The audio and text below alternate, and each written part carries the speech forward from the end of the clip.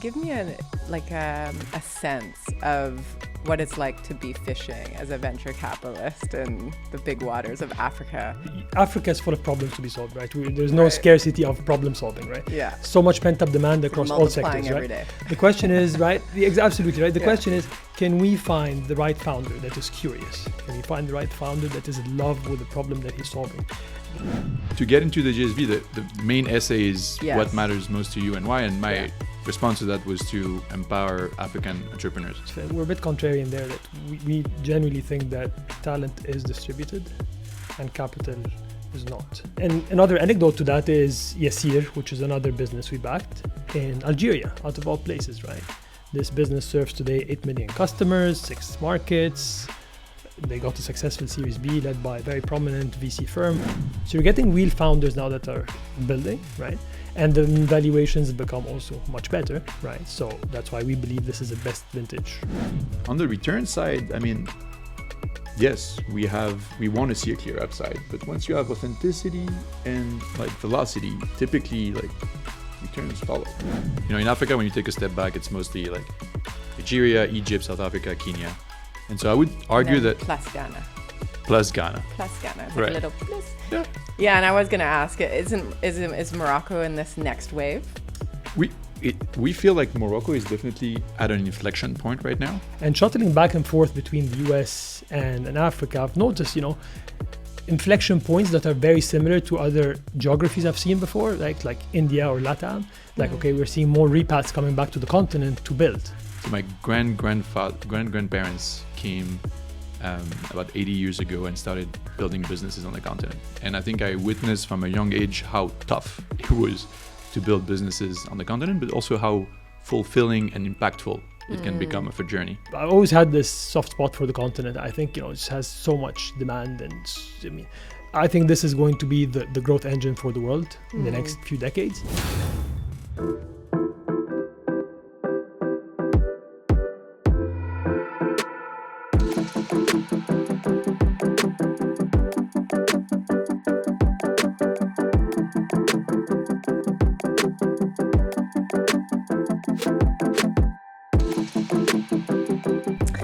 Hello, and welcome to the Lucidity Insights podcast, The Perfect Pitch. I'm Erica Welch, and I am so excited today because I have an African-focused venture capital fund sitting in front of me, 2 managing partners, Mikael, who goes by Mika, Hajjar. Nice to have you. Thank you. And we also have Hisham Halbouny, managing partner. Very exciting. This is the first time I'm also doing a podcast with 2 against 1, right? So I'm kind of excited to see the dynamic of this. Let's see how it goes. I'm also super excited about this conversation because, Mika, you have that sort of entrepreneurial operator background. We were at the Stanford GSB. We crossed paths a little bit. But at one time, I saw that you had interned at Waymo. You did a little stint with Neo Investments in China. So it's kind of interesting. I want to tap into what made you come and start P1 Ventures. And Hisham, you have that investment banker resume, nice and clean. So I want to talk a little bit into that as well. And I think together that makes quite a powerful duo as you guys lead P1 Ventures. So let me start here. Mika, after Stanford, you were like, I'm going to start a venture capital fund. It was right on the verge of COVID, I think. How did you get here? How did P1 Ventures happen? So to be fair, if we roll back the clock, that's literally what I wrote in my GSB essay on what matters most to me and why. To get into the GSB? To get into the GSB, the main essay is what matters most to you and why. And my response to that was to empower African entrepreneurs. So I grew up surrounded with African entrepreneurs, being from Lebanese origin. And so my grandparents came about 80 years ago and started building businesses on the continent. And I think I witnessed from a young age how tough it was to build businesses on the continent, but also how fulfilling and impactful it can become of a journey. And you grew up in Lagos. Mauritania. So I'm born in Mauritania. Okay. So I'm now living in Lagos, and we have family on the ground there. This family is scattered across West Africa, mostly francophone. Okay. Historically, it was Abidjan in Ivory Coast, where I think you may have still the largest population of Lebanese diaspora in Africa. And then it was in Senegal and Mauritania, where I grew up. Okay. Yeah. Okay. So it was always the dream. The plan was to like have some experience in venture capital at like a big shop, like, you know, an Index or an Excel, and then eventually start my own. And I think COVID just reprioritized everything. Interesting. And why did you want to start a venture capital fund versus become an operator yourself? So I'm an engineer and I'm an operator. For the first like 7-8 years of my experience, I think I was mostly like building businesses. I had a good 360 overview on like what sales, what quality, what product really meant. And I think that equipped me to start like a venture capital like role. And that's what I applied to the GSB. And during COVID, there was this opportunity. The why now became very clear. And instead of like joining a bigger shop and eventually starting my own, I was like, look, I'm going to kick off this like proof of concept fund. Worst case, I'll back 20 incredible founders, I'll learn a bunch, and then maybe I'm going to start my own thing. That was sort of like the worst case scenario. And pretty good worst case scenario. Yeah. And the more energy and time I put into it, the more I met incredible people like Hisham, and I felt compelled to like scale this up and institutionalize it. Okay. And so your first pilot fund was how large? We were shy of like 13 million or so, with a bunch of co-invests structured through SPVs, and we invested in 24 companies, including a few that, you know, raised follow-on rounds like Series A, Series B, closing Series C. So it's been fun. Yeah. Interesting. Okay, Hisham, the evil banker across from me, right? Don't worry. It's so interesting because in this region, there are so many, right? On the venture capital side, it was the investment bankers that flipped over and said, oh, I want to do riskier venture capital, you know, because it's the cool kid on the block. I'm interested in your story. So you started out at EFG Hermes.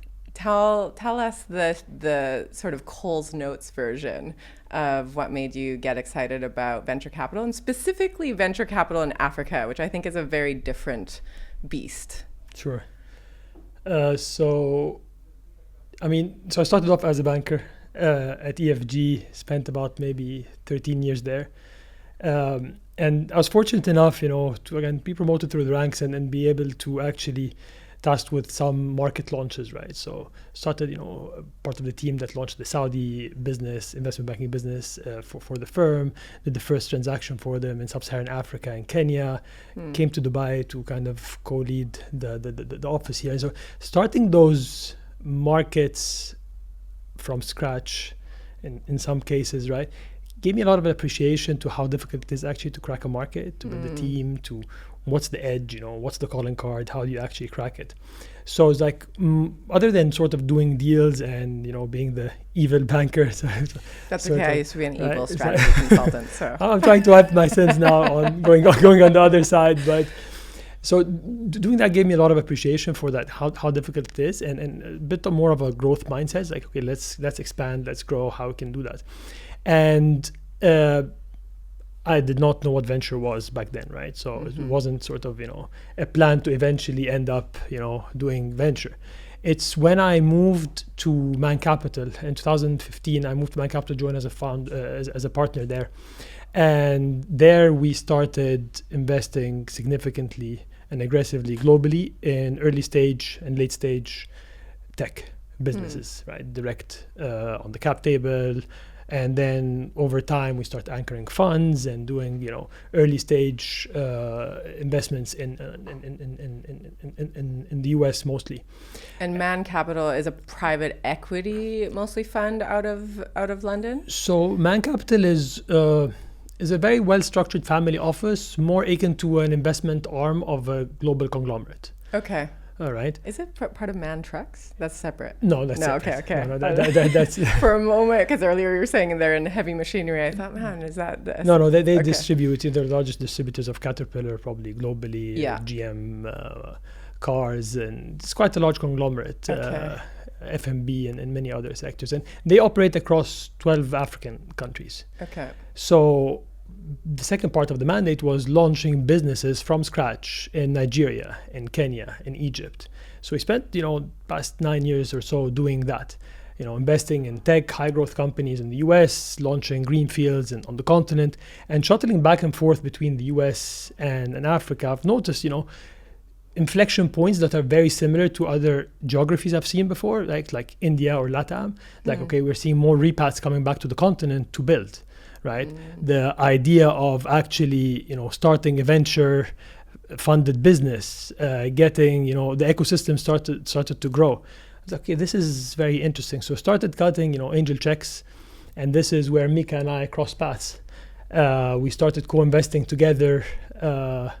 Really, I always had this soft spot for the continent. I think, it just has so much demand. And I think this is going to be the growth engine for the world in the next few decades. And, spending more time there is like, okay, look, there is absolutely something happening there. And then you start getting those early signs of, the first unicorn, the second unicorn. So that's more validation. Then you have those, the ecosystem starts, kicking off. You have teams that spin out from a success story. If he can do this, I can also do that, right? It becomes aspirational. And that got me to actually team up with Mika to launch our first institutional fund, which is the fund we're currently investing from today. And this institutional fund, how large is it? So today we're still fundraising and deploying at the same time. Today we're at almost $40 million. Okay. And your aspiration is to reach what? I mean, minimum viable fund for us for a seed stage fund, especially in this environment, right, was $30 million, right? $50 million is sort of our hard cap. Yeah. So anywhere in between works. So we're in a good spot. It's a good size fund for an Africa fund. Absolutely. Yeah. It was a very humbling experience as well. Fundraising in this environment is obviously challenging, but we're very thankful and grateful, obviously, for all the investors that have come on board absolutely. And supported you. And so let's talk a little bit about this. I also want to double click on that, because this idea that I don't, first time founders and startups that come in front of venture capitalists, they don't understand that venture capitalists are also fundraising all the time. Absolutely. And they have to really sell that, and they have to deliver something to their investors. And I'm really of the belief that until all startup founders who are starting their fundraising journey understand the business model of the venture capital model, like what is the VC trying to get out of every investment, then until then, startups really don't understand, or founders will not understand how they can be that right fit. How would you explain that to a founder and say, hey, listen, these are the investors that we have. This is the sort of returns that we are expecting from our portfolio. We don't expect everyone to make it, but everyone needs to expect that they're going to return this kind of multiple. How do you have that conversation? Do we really? I feel like we spend more time discussing about the founder's vision. I think for us, there are really two or three things that is important is how authentic is the founder to the problem he's solving. That's the why him or why her, actually. So that's something we spend a lot of time understanding. Did this person build some pattern recognition? Did they experience the pain point? Why is this relevant? So authenticity, really. And then velocity is another one we spend a lot of time on. The last thing we want is to back a business where we feel execution becomes difficult, and at each board meeting we discuss the same topics over and over again. And that's the beauty about technology, and what Hisham was alluding to is that when there is so much pent-up demand, that if you're addressing a real need, it can accelerate. So those are the two things I feel we spend the most time on. And then on the return side, I mean, yes, we want to see a clear upside, but once you have authenticity and velocity, typically returns follow. Yeah, I would argue. Yeah, I agree with that. I mean, we focus really on the founders and the founders' ability. Markets and people always underestimate the markets and underestimate the power of the founder to actually create new markets and expand their market, right? So markets are important for us. Again, Africa is full of problems to be solved, right? There's no scarcity of problem solving, right? Yeah. So much pent up demand across all sectors, every right? day. The question is, right? Absolutely, right? The question is, can we find the right founder that is curious? Can we find the right founder that is in love with the problem that he's solving? Again, building a business requires a lot of resilience. It's a very long journey. So people the founders and the entrepreneurs need to really believe in the mission that they're executing on. They need to really focus on customer experience and how can I get the customers to fall in love with my product, whether it's a B2B, whether it's a B2C. And, resilience, early signs of, successes before, or at least attempts, shots on goal. Like people that are, they're hustling, they're scrappy, they're trying, right? So these are the things that we really look for in the founder. And for the returns, look, what we tell founders is we run a fairly concentrated book as opposed to your typical US seed fund, right? So seed fund in the US would be 50, 60 portfolio companies. We actually, believe in smaller concentrated positions. So maybe this fund will have shy of 20 portfolio companies. So we spend a lot of time because once we make a decision, we're all in, we're committed, and we're backing you in this long-term journey. And they need to understand that, VC is, and we don't really spend time on it, but this is how we think about it. VC is a power law business, right? This is not a normal distribution type returns. So we really need to find outstanding entrepreneurs, the best of the best on the continent, because with power law, you'll only have a few that will return the fund, right? Many times over, and a few or many that won't, right? So we spend a lot of time on these things. And from the beginning, we tell the founders, like, these are the metrics. This is what excellence look like in your line of work, right? If you hit those metrics, we will double down on you. If you're not, we'll obviously help you and we'll see how we go. But at least the expectations are set early on. Okay, fair enough. I mean, that's what every early stage investor says, right? More than, of course, you have to have the right product. There has to be fit. There has to be the market for it and the potentiality for it to become a unicorn or something close, let's say. But at the end of the day, it's about the founder. How resilient are they? How communicative are they? How transparent are they with us? So give me a few examples. You guys have made enough investments now in Africa. What would be, can you give me a few examples that would surprise me or give examples of, hey, there was this guy, and if I can find 10 more guys like him, I would back him tomorrow. Yeah, of course. No, I think, look, as early as 2020, we backed a gentleman in Morocco, of all markets. So definitely not one of the big five. In Africa, when you take a step back, it's mostly like Nigeria, Egypt, South Africa, Kenya. And so I would argue that... Plus Ghana. It's like a little plus. Yeah, and I was going to ask, is Morocco in this next wave?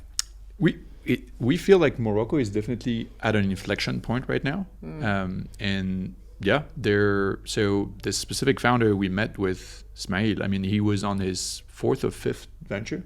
So serial entrepreneur, had a couple of first success. Soft landing, nothing major, but he was definitely this time around swinging for the fences and trying to get a major outcome. And yeah, it's been, I think, one of the very first, if not the first, Moroccan company that went through the Y Combinator, YC. Oh, interesting. Can you say the company? Yeah, Chari. CHARI. I think they went through summer 2021, if I'm not mistaken. Okay. They became the first startup in Morocco that crossed $100 million valuation. Okay. And it's the first of many things, huh? Yeah, I think they were the first startup that secured the PSP license in Morocco, which is quite a feat given, historically how much of a banking oligopoly it's been. And yeah, I think they're almost in the process of acquiring a bank now. So it's wow. It's a very inspiring journey, because when we first met Ismail, if I'm not mistaken, he was barely familiar with Y Combinator. So it was it demonstrates, I think, a lot about the founder's growth mindset. And to Hisham's point, if you have resilience, if you have authenticity, if you have velocity, then it's just a matter of like sequencing it and de-risking over time, like the growth milestones. And is it like, give me a sense of what it's like to be fishing as a venture capitalist in the big waters of Africa. Is it that there's actually a lot of these opportunities out there, they just have to be found? Or is it that you're really having to hunt through a lot of, let's say, mediocre stuff to find those golden nuggets, but they're there? Like, give us a feeling. That's a great question. Look, we also have a firm belief, and we're a bit contrarian there, that we genuinely think that talent is distributed and capital is not, right? Ooh, dig into that. Yeah. Talent is distributed, but capital is not. Absolutely. Like evenly distributed. Not necessarily evenly, but it is distributed more than people would think, right? And that's why we're focusing on the continent. Otherwise, you just go where the capital density is, the talent density, where most people think talent density is in the Bay Area, right? So right. And another anecdote to that is Yassir, which is another business we backed in Algeria, out of all places, right? This business serves today 8 million customers, 6 markets. They got a successful Series B led by a very prominent VC firm, Bond Capital, Merrymakers Fund. So again, we spend a lot of time on looking for those founders. We spend a lot of time on what are those characteristics we're looking for. We've even developed our own, or developing in the process and building it up, our own data science tool, where we're constantly scraping, for certain types of founders in certain markets and doing that on a regular basis. So the market is evolving. It's still at the early innings, obviously. But yeah, I mean, look, there was a lot of noise pre-2021. Money was flowing freely, zero interest rate environment. That was fantastic. Everyone was out there, everyone's raising. Yeah. Let me give it a shot, right? Big party. Absolutely, right? Yeah. The beauty of what's happening today, and that's why we think today is just a really good time for us, is first of all, a lot of the noise just got out because people okay, it's not easy to raise money. I'm gonna go back for my, getting a 9-to-5 job or doing something, actually more secure, right? So now you have more of real founders that are actually resilient and are willing to go through the painful process of fundraising and really being scrappy and spending the time actually on what is a business model, what is unit economics, so on and so forth. So you're getting real founders now that are building, right? And the valuations become also much better, right? So that's why we believe this is the best vintage, or one of the best vintages can happen in general. So the the sample pool of potential founders shrunk, and it's become a bit more higher quality. Repeat founders also that actually were either successful, got a soft landing, or even failed, right? With a lot of learnings, right? Yeah. That we're looking actually at a couple of them right now that failed from our previous sort of investments, and we're thinking of backing them now because we think they actually took stock of what happened, they internalized it, and they're going to swing for the fences for the second time. What a beautiful message, actually, that I think a lot of people need to hear. That fail. I mean, we talk about this a lot at the GSB, but like fail early, fail often. But I think in this region, it hasn't really permeated our ethos yet of like, it's okay to fail, and actually it's how you present. So how are these guys presenting their failures, where you guys are looking at it going, this is money, this is a good backing? No, absolutely. I mean, when you have, again, great founders are very self-aware of, what happened. They reflect a lot, right? They take stock of the mistakes and they come back. It's like, okay, look, we're going to come back more resilient. We knew what happened. Some of them actually put down their own post-mortem, right? It's like, okay, this is why this died, and this is why the next one is not going to die for those reasons.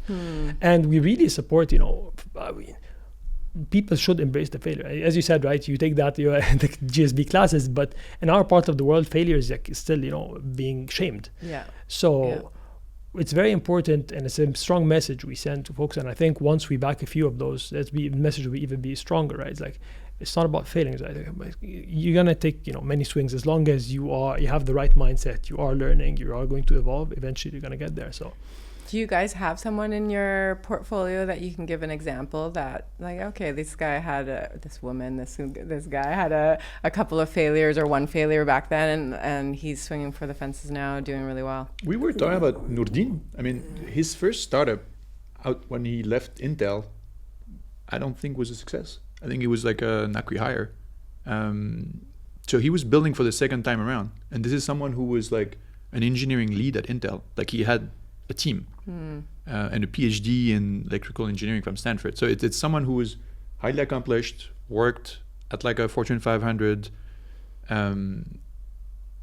who built for the first time around, didn't do so well, clearly had a chip on his shoulder, and for the second time around was building back home on like a bit more of a like proven model, right? So it was, when you think about it, repeat founder, proven model, you're really de-risking. Like it's all about execution at this point. And yeah, no, he's it's inspiring. I mean, he started more as ride-hailing, and he transformed the business completely. Like more than 3/4 or 2/3 of the business is now like food delivery, groceries delivery. What's the startup? Yassir. Yassir. Yeah. Okay. Yeah. No, it's impressive. Same thing as Ismail. I mean, it's he was clearly on a mission. COVID also like impacted quite a bit the business trajectory, but yeah, it's a mix of skill and like luck, but it's the outcome is inspiring. Okay. Now, there's a lot of, I'm finding there's a lot of interest for, I don't know exactly why, but there is a lot of interest specifically about backing African founders and African startups. I think we're also starting to enter this interesting age where there are angel investors coming out of everywhere. They're like Canadians and South Americans and everyone, and they're just like, what market can I invest into? And there's a lot of interest actually in Africa. Whether they're actually, you know, writing the check, you're going to that level is another question. But in terms of them digesting, I was mentioning to you guys before we started filming today that one of our most highly downloaded reports was a report on the future of fintech in Africa. And it was downloaded globally. It was just, everyone was just interested in like, okay, is the future of fintech in Africa? And so I'm curious if you can paint more of a picture about, yeah, what is investing like in Africa? What's the founder landscape? Like what we hear is, you know, infrastructure is a little bit behind, regulatory issues, economies are unstable. Of course, you hear all of these disaster stories, right? And that is just really, really challenging. And we've said, you know, Hisham, you're Egyptian. We've also said this about Egypt for years, that Egypt develops amazing entrepreneurs because they have to be resilient, because Egypt goes through a massive churn every 5 years or so. And it seems like the rest of Africa sort of follows suit, but maybe with even more volatility. And there seems to be this big conversation around Nigeria, South Africa, and Egypt basically produce over half of the GDP for the entire continent. So of course, a lot of the investment and the entrepreneurs sort of seem to stem from there. But then there's all this talk about the +2 of Kenya and then a little bit from Ghana. I'm curious if you guys really do believe that talent is distributed, which by the way, I do too. As you were saying that, I was thinking, gosh, yes, absolutely. I think it is. I think, though, that talent might be moving to countries or markets or locations where they think they'll have a better chance at access to capital or access to infrastructure where they can build. And so maybe it's not necessarily, let's say, Kenyans that are building in Kenya, but there might be, you know, entrepreneurs from across the continent that are doing that. But I wonder if both of you guys can paint this picture of, this is what it looked like a few years ago. This is where it's shifting to. You know, these are the markets that obviously we were investing in before, but now we're seeing little hubs pop up here, there, and yeah. And what sort of sectors are you investing in that might be of surprise to investors from abroad, that they're like, really? You can invest in that there? Yeah, I think we have a good title for your next report, actually, that may be even more downloaded than fintech. I'll bet you the future of AI in Africa is going to be an exciting one for your audience. And I would argue, like in the first proof of concept fund and like through our angel investments, we've done a lot in fintech. And obviously when you take a step back, like fintech seems like an obvious one, right? I mean, it's, you know, over 1 billion people on the continent, vastly underbanked, mobile first, very low trust environment. And so that yields itself to like trying like different type of products rather than like, you know, going to like the traditional like banking channels. And yeah, so like fintech has a lot going for it, right? And when you take a step back, Hisham was talking about like the first few unicorns on the continent. Most of them are fintechs. So yeah, I think when we did the report last year, it was like 6 or 7 out of the 9 unicorns on the continent were fintech. You have so much pent up demand. I mean, 1.3 billion people. I don't know how many of them are bankable, right? But you take a billion people that are bankable on the continent, even 800 million, right? They are 70% of those are under or unbanked completely, right? So you have a lot of pent up demand. Yeah. Massive pent up demand, right? They don't have access to the basic financial needs, right? Cost to serve was extremely high because I need to open a bank branch to go meet them, and it's ridiculous, right? We're just looking at statistic. Access Bank, for example, has 700 branches. Today, you look at, I don't know, Money Point or one of the other sort of, POS. They have 30,000 points of sale, right? Yeah. So the proliferation of that, meeting the consumer where he's at a fraction of the cost, really changed that. And that's why you will find, fintech will continue to be a very important sector on the continent. But what's happening as well is, and to Mika's point, is there are also inflection points that are happening on the technology side as well globally, right? And Africa is a net beneficiary of that. So let's take stable coins and Bitcoins, for example, right? So this is, that did not exist, 10 years ago at that scale, right? But there is a true use case for stable coins on the continent, right? Remittances, cross-border payment, it's instant, it's a fraction of the cost. And it is a true store of value. Back to the point you mentioned, which is, economies are struggling or are volatile. They will continue to be volatile for a very long time. So you cannot underwrite a scenario where, the continent, on the macro side is going to be great. It's going to take time to get there, right?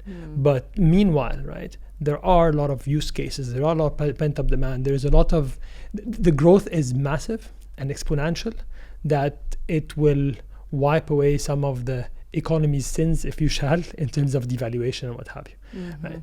So that's maybe one inflection point, which is the stable coins and the whole proliferation of the crypto. And again, we talked about regulators being a bit less progressive, but you know what? We have now, regulations in South Africa for crypto. You're coming in Nigeria as well. We have a sandbox now, and this is only the beginning. Right? Maybe we can shift to AI, for example, and the adoption of that. Mika, maybe you can. Yeah, absolutely. I mean, I think globally, it's hard to argue like it's not the biggest platform shift, right? I mean, since mobile, since cloud, I think a lot of investors have been spending a lot of time in AI, and we believe like it's the same thing as like this leapfrog thesis for fintech. It's like you are talking about, because again the pain points are so like real.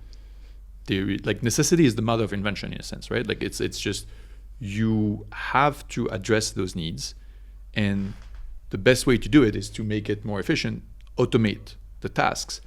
And to some extent, policymakers are enabling it. There is no licensing as much, right? And that's the beauty of it, because often those needs are somewhat universal. And so what we believe is even more powerful in like AI native like businesses is that you can now have export first businesses. So you start addressing a local or regional need, and pretty quickly you start expanding it globally. But when it comes to startup founders in, I hate using the term like the African continent because it's just so huge. And it's just perpetuating this wrong image, right? Countries, yeah, but yeah, exactly. But let's just take Nigeria, for example.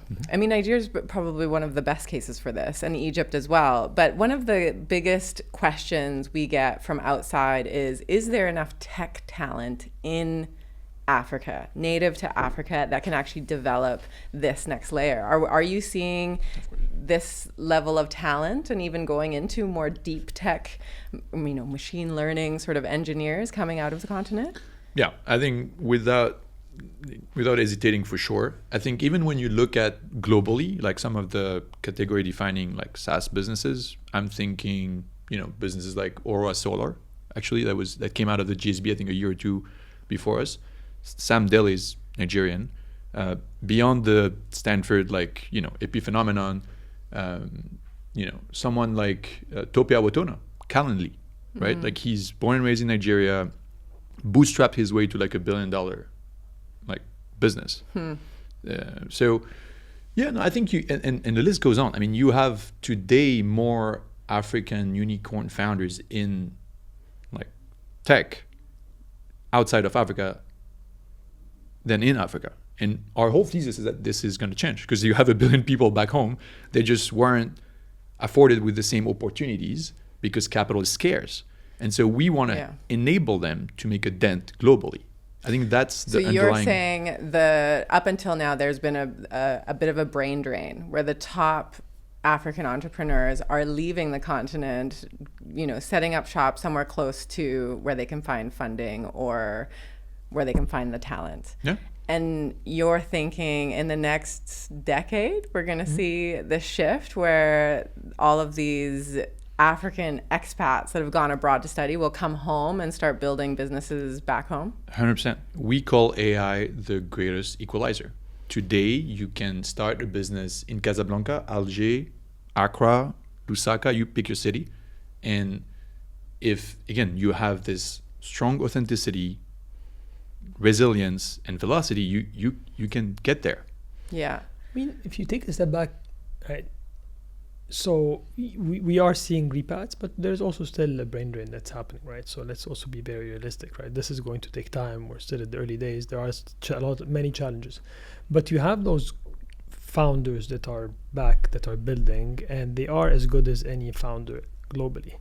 And with the adoption of some co-pilots and AI-enabled solutions, right?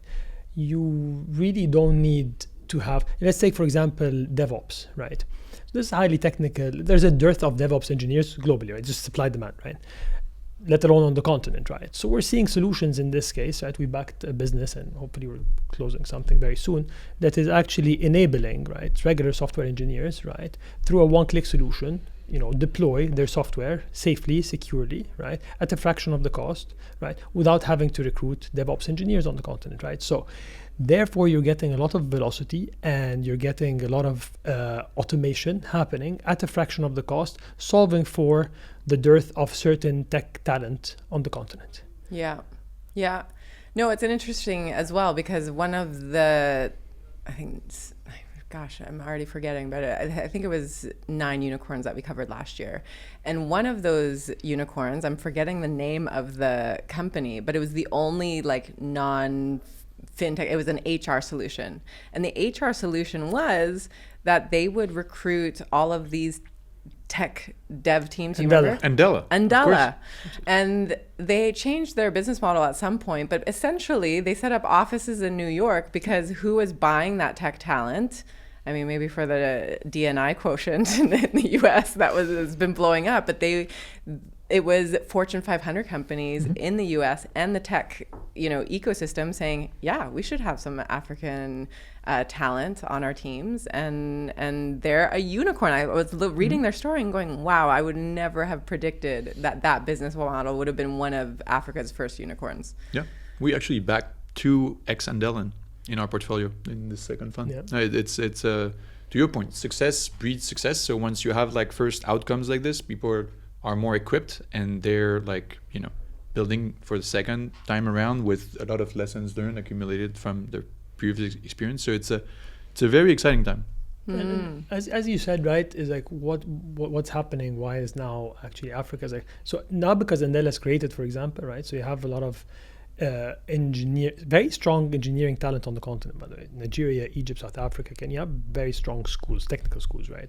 And that's why a lot of the Fortune 500 companies are also employing on sort of, freelance or on specific jobs. Yeah, like a lot of people don't know this, but South Africa, Egypt as well. I'm not as familiar with Kenya, but these are hubs for Fortune 500 companies to have tech centers and dev centers. Absolutely. And so we backed a business, for example, Rainis, right, which actually one of the founders was an Andela, right, and he first witnessed this problem firsthand. So now he gets recruited by a Fortune 500 company. Now for him to get paid back home, right, it takes him 2 to 3 weeks to get his money, right? Just because of the payment infrastructure is not working, right? Is not the rates are not there, right? And then he pays what? He loses almost up to 25-30% on FX exchange. Now Reynes does this now, his solution, right? And this is why we like those guys that have witnessed the problem firsthand, so they really understand the core of the problem, right? So what they do is they actually now bank those freelancers. So you get paid now if you're on the Reynes platform, you get paid instantly. You don't wait for 3 weeks, and you get charged whatever 3 to 4% on FX. So it's meaningfully different to what it was, right? So my point is as the infrastructure layers and certain solutions start being rolled out, you'll find this layers kind of so now you're getting deeper into the market, right? So the market is not just connecting people, the Uber of this of that, and the copycat models. That's great. That's wave 1. I think now we're wave 2, wave 3 in terms of the depth of some of those markets. And you're getting really customized, localized, deeper understanding startups that are addressing pain points that are not being addressed anywhere else. Absolutely. Interesting. Okay. I also wanted to touch on this. Yeah, we've been talking about African unicorns. I mean, they've made a lot of waves over the last few years, but also some of it has been negative. I mean, some of them have exited, IPO'd. Jumia is just one example of many, though. And during the last few years, some of these fintechs have just seemingly imploded, gone from unicorn status to what's going on there? Because there is this image then that, okay, you can build a company, you can really build it up, but maybe only in times when there's free-flowing money. Or is there something else going on here where there's massive layoffs during this time after they've reached that unicorn status? There's this question of like, are these companies really exitable from your standpoint if they were to IPO? What are your thoughts on that? Like, honestly, honest thoughts in the moment. Look, I mean, I can take a quick stab at this. I mean, valuations and businesses and operations, I think, and exits they're 3 different, they overlap, right? But they're 3 distinct things, right? So I wouldn't say necessarily are imploding, right? Maybe some of them are having specific issues, but sound business models are sound business models. If they have good unit economics, good cash conversion, that stays intact. Now, the issue that you have with the continent is you don't have an exchange, or a unified exchange at least, right, where it can become a home to all those companies, right? So what happens is they list on the NASDAQ, right? Great, you get an exit, right? But then becomes an orphan stock, right? So you're asking a research analyst, sitting in the US to, report on whatever, an African company. So, right, there's no retail buy-in. Public markets is a different beast, right? So people really they can't resonate to what Jumia is, or a Fowry is, or that, right, in those international markets. And then you have the local markets, which proved actually to be a great exit opportunity for some of the local players. So Fowry is a good example, right? Fowry, until now, look at the numbers, right? This is a very strong, financially sound business, right? Now, if it's a local IPO, it seems to be doing relatively okay. Absolutely. Yeah, right. But it's this idea of that there isn't that avenue for many of them, so then they do export themselves to the US or the LSE or maybe even Hong Kong. I haven't seen too many of those. And who's going to invest in that? So unless you're a truly global business, right, it becomes very difficult to have an international listing, right? Yeah. The story doesn't resonate. People can't understand the risk-reward profile well because it's not well articulated or followed, right? If you have local listings, you do great, right? But then you have that kind of upside capped at certain times because the economies fluctuate, and then you get the overhang of what's happening on the Egyptian stock market or what happens in the Egyptian economy overall, even though the business might be outperforming. Right? So you can look, okay, maybe you do local listing with GDRs on the London Stock Exchange, ADRs on the US Stock Exchange. You can get all creative, but most exits have been, right, so far, strategic acquisitions. And these are strategic businesses, global businesses. So think Stripe acquiring a Paystack, for example. Right? Yeah. And that's where most of the founders are kind of thinking that would be the route. Unless you are in one of the big 3 or 4 economies where you can actually have a local listing, that would be your natural exit path. Yeah.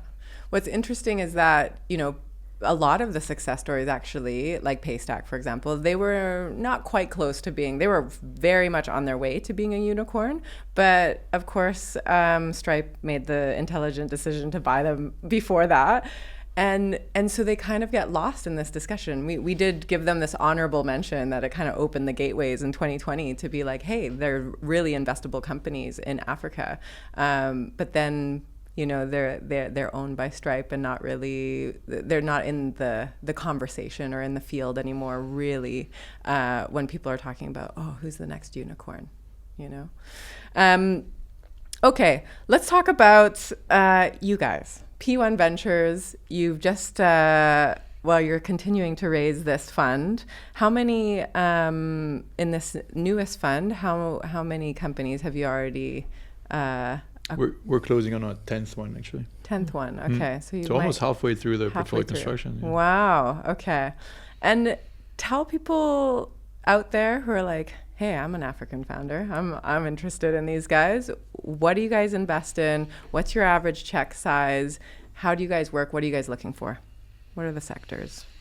So the way we approach things is, again, like team, market, product, very much in that order. So I think ideally we want to see a strong team with some like entrepreneurial experience, some technical depth, and back to what we were saying, authenticity, velocity, resilience, right? So this is on the team side of things. On the market, as Hisham was saying, it's often like the most underestimated by investors.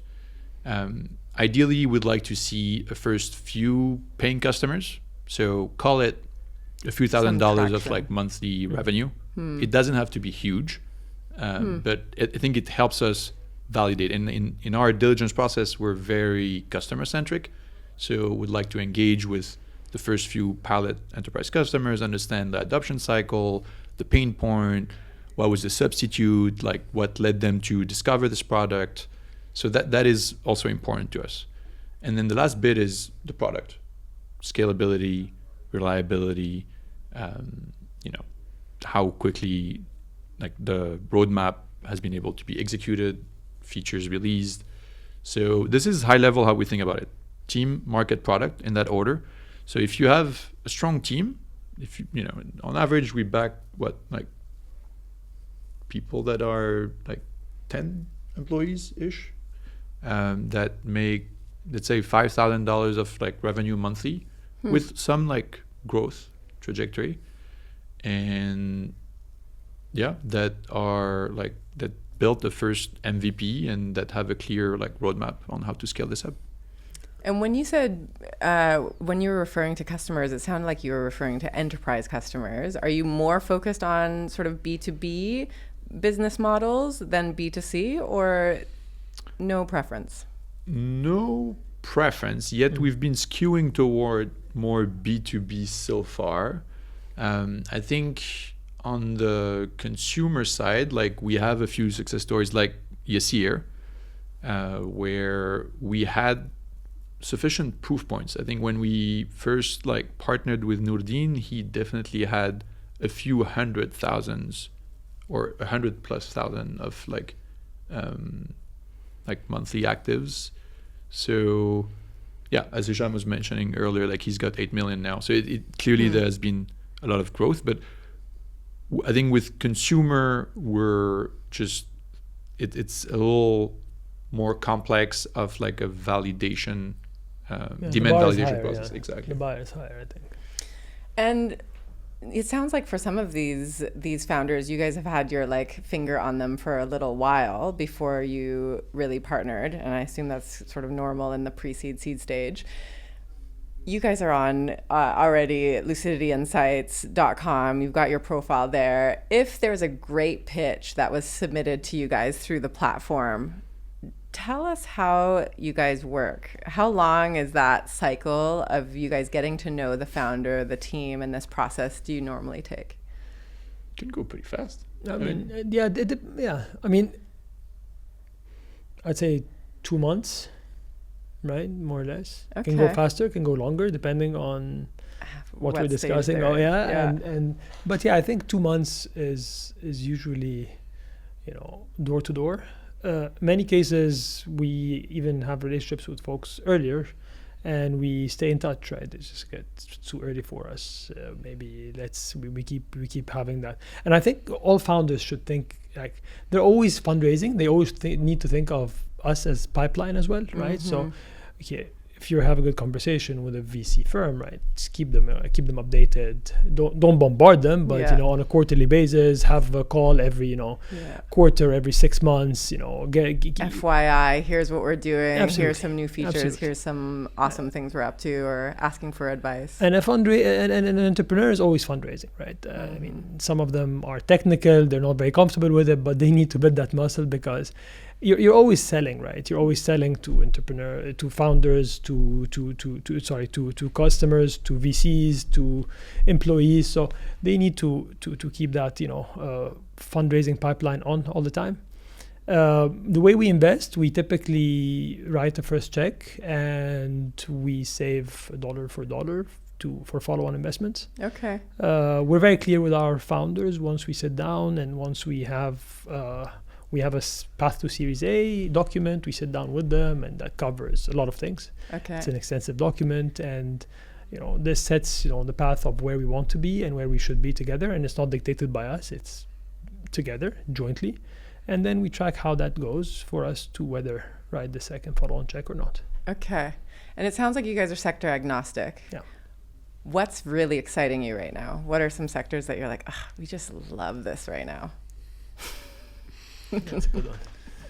I think there are different use cases of AI where we've been very enthusiastic about. I think we've so DevSecOps, I think is one that's almost like infrastructure. I would call it mid-layer. We've done verticalized AI, so in anything like health, travel, retail. And there are many others where we've been thinking about it. You were talking about HR tech. That's one big need. Education, that's another huge sector. So those are a couple that are definitely close to top of mind, top of heart, where we'd like to back founders. Okay. Can tell you what we don't want. Yeah. Right. Sometimes it's just as important to know what you don't want. It's easier, right? Yeah. I mean, we don't want defensive founders that are not flexible to keep an open mindset, right? Seriously, right? You have to have the flexibility, especially at the early days, right? You have to be mission driven and everything, right? But you need to demonstrate, the flexibility and have the mental plasticity to be able to, you will zig and zag so many times. So you need to be open to that sort of coachability. We don't necessarily, it's not a no, but it's something we kind of raise a higher bar for solo founders. I just had this on my last podcast. Yeah. It raised a lot of we like some solo founders are phenomenal, right? Yeah. Nuruddin is a solo founder, right? But for us, it's just a higher bar. What we don't like are capital intensive businesses, right? Even though we understand that some of the infrastructure might not be there, right? And it might be necessary. It's great. Could be a great investment, but highly unlikely to be a fund returner given the stage we invest in as well. We look for venture returns. This is really outsized returns, right? So we need it to be as capital efficient as possible, least amount of dilution, high growth, high margin, high cash conversion. And software has been something we're spending more time on. And because the next generation of software is AI enabled, right? I think the path to revenue is much faster than it used to be before. The adoption on the continent was very slow previously on SaaS in general. And I think that's going to significantly change because it does not only impact cost efficiency, but also significantly productivity. So that's an area we're very keen on as well. Very interesting. Okay.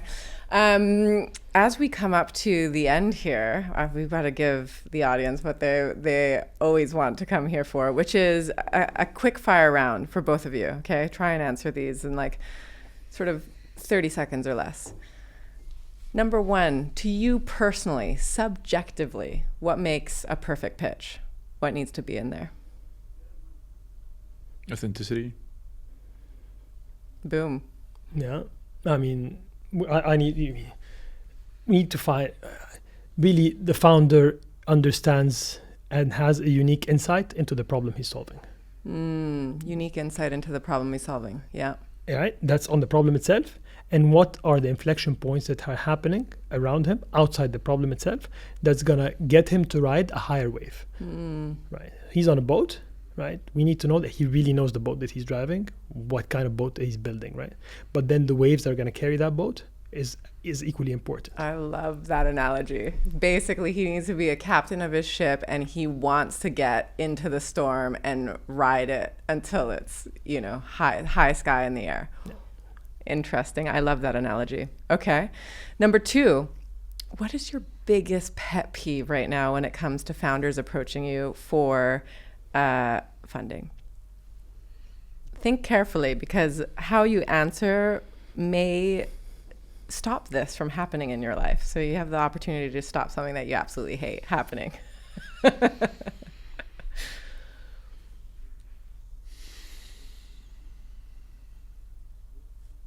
want to take a crack at this. Can you repeat that? What's your biggest pet peeve? Your biggest annoyance when founders come to you and pitch? Yeah. Again, I don't want to sound repetitive, but when people come, they think it's a cool idea. It's a quick way to make a buck or two. And that's sort of how I want to do it without having, again, I go back to him. He doesn't no insights about what he's building, right? It's like he's just, okay, this is a nice wave, this is an AI wrapper call into ChatGPT. I'll give you, really, you need to come up, you really need to understand why now, why this. A lot of whys he needs to answer, right? And you get a lot of those founders that kind of, okay, what's the flavor of the month? I guess there's less of them now, but you still come across those. Yeah. And you can smell them from a mile away. 100%. Yeah. We had that actually a few times. That was, just a painful conversation. Yeah. They're just throwing keywords out there. We had a founder pitching its business, and then 2 months later coming up with like a completely different business, same person.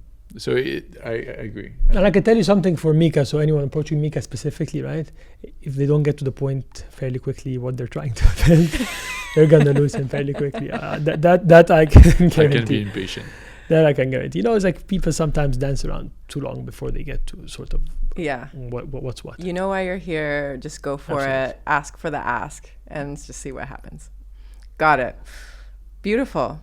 And so we end then on, thinking back on your trajectories, your careers, all of the entrepreneurs that you're currently backing and supporting, and all of the entrepreneurs out there that are listening to this going, this is what I want to do. What advice do you have for them? Either something that you've heard in your history that you're like, this has served me well, or just something that you're like, right now, I really want entrepreneurs to hear this. Yeah, it's a good one. 2 things I heard many times and they stuck with me. One is the team you build is the company you build. And I think this is very important. Oh, yeah. Wow. The team you build is the company you build. Yeah. And the second one is that, a lot of people, their main hurdle is what they think their ceiling is, right? And it's just, it's all in your head, right? And I think, you're not limited, but what you think you can build, right? I love that. I'm a huge psychology, personal development buff, and it's all about limiting beliefs. It's all about how you can program your mind to think beyond the barriers you set for yourself. No, I heard that from a great seed investor. I've learned a ton from him, and it stuck with me. And so you see that as your role as well as an investor to kind of help these entrepreneurs break through. Absolutely. Yeah, they don't know what they It don't applies know. to us as well, right? Yeah. The whole ecosystem is nascent now. So we're also, it's like, we're as our first institutional fund, right? So we're also growing, we're also learning, and the same for them. And I guess this just the entire ecosystem needs to come together and kind of to evolve. Beautiful. Mika. I feel like sometimes I heard this also, particularly at Stanford, I think it's one of the professors there that demonstrate, you tend to overestimate things in the short term and underestimate it in the long term. And we're very patient, investors. We really want to see those. That's not what Hisham said earlier. Really? No, okay, you're patient investors, just not patient people. Right. Oh, sorry. Yes. I think we want, no, that's a different way to say it. I meant Wait. we want to see clearly articulated, very simple vision, simple clarity of vision. This is like very important for us. And so, yes, when you dance around, it's not helping yourself. I'm so giving you a hard time. Just joking. But I mean, the idea of look, we are going to figure this out. And I think the best founders we've backed are actually very humble in that way. Sometimes when we go through the whys, Hisham said that there are many whys, right? And sometimes they're like, look, I don't have the answer, but I can guarantee you that together we're going to figure this out. And I think this, not overestimating the short term and like looking at the longer term and be like, look, I'm committed to build something in this like frame. Exactly. I think that is something, and back to the resilience, I think that's something that is very important for us. I love that. Hisham, Mika, it's been absolutely wonderful to have you on the show today. I'm sure a lot of entrepreneurs and I think potentially some aspiring, investors as well will find this conversation really insightful and hopefully nourishing. Thank you, Erica. Thank you so much for having us. It was a lovely discussion. Thank you. Hey there. Thanks for joining this conversation. If you enjoyed that episode and you want to start researching potential investors for your startup's fundraising strategy, go to lucidityinsights.com and sign up now to the startup registration package by clicking the plans button on the top right corner. We look forward to having you join our future conversations and checking out our additional content. Until next time, stay hungry and stay humble.